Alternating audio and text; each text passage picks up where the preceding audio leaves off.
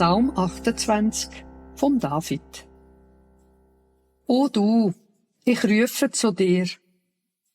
Auf dich kann ich felsenfest bauen. Tu mir jetzt nicht dein Hören verweigern. Wenn du würdest schweigen, käme ich mir vor wie im Grab.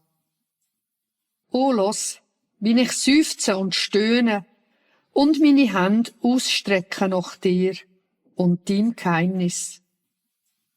Lösch mich nicht aus mit denen, wo dich verachtet und alles versaut, wo vorne durch freundlich dünd und hinten durch nur spöttelt.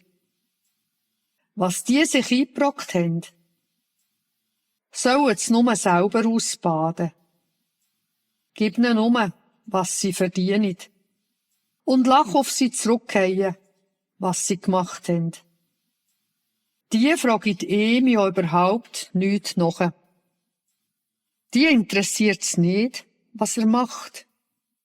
Und merken auch nicht, wie er sie langsam lässt zugrunde gehen, bis keiner mehr aufsteht.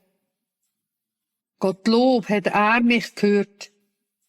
Ich habe nicht vergeben zu ihm gebettet. Er ist meine Kraft und nimmt mich in Schutz. Ihm habe ich vertraut und er hat mir geholfen. Jetzt bin ich froh und mag wieder singen. Ihm will ich danken. Ja, wirklich.